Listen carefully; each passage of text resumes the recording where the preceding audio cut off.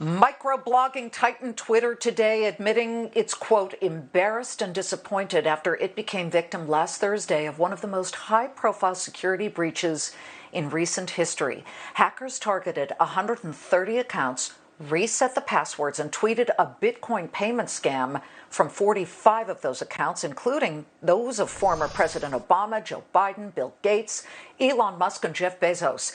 Then also tweeting out a Bitcoin payment scam with a fake pledge to double their money in return for anybody who sent in money. Well, how'd they do it? One hacker who claimed to be a Twitter employee and may very well have not been an employee was reportedly able to breach a Twitter Slack channel where administrator credentials were posted alongside a way to access the administrator panel, which of course is the tool used by companies to reset user passwords.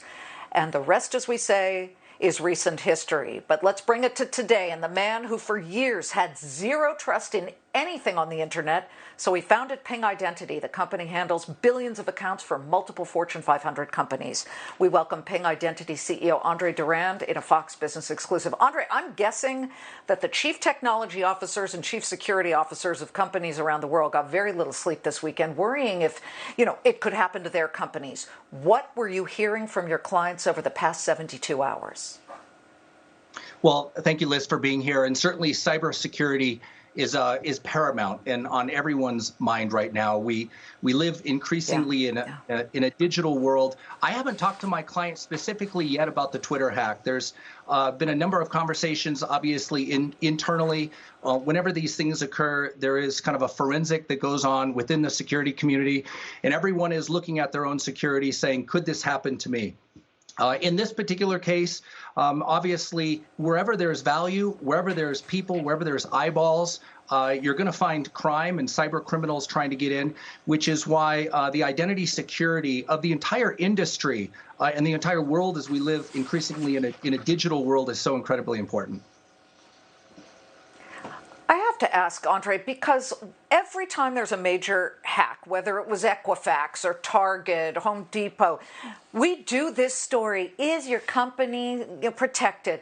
What's new here? What have you been able to do for your clients? Among them, Netflix, which almost everybody who has an account has been using extensively during the coronavirus lockdowns. What have you been able to do to prove that you've put a seal around our personal data and their data? Well, let me just start by saying we raise the walls, and the criminals are always finding ways to go through them or around them. A lot of the hacks that we've been hearing about have been a breach of passwords, where they've socially engineered a way to essentially get your password, get into your account.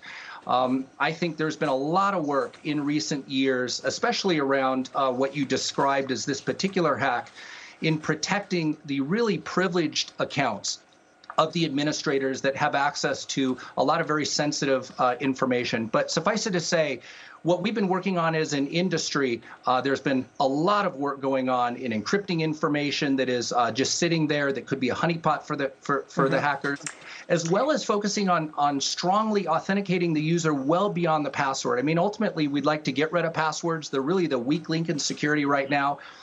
There's many more ways that we can strongly authenticate users to make sure that a stolen password can't get a hacker into your account. Okay.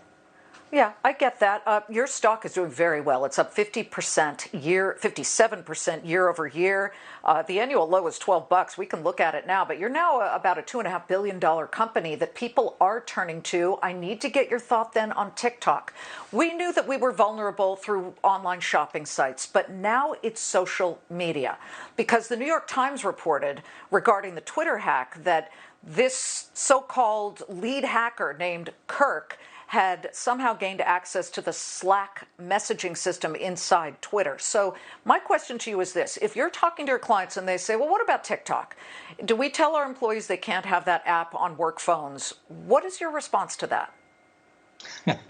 So you're actually going to a place that was a conversation in my car this weekend with my daughters. I am not current on TikTok and the vulnerabilities. Obviously, I've read about some of the concerns of where the data is going and how that application might be used to be stealing other information about either users or accounts or getting in.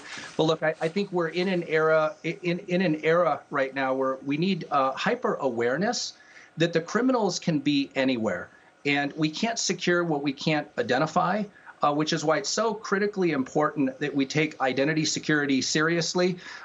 Ping serves 60 of the Fortune 100. They do take security, digital and cybersecurity and identity security very, very seriously.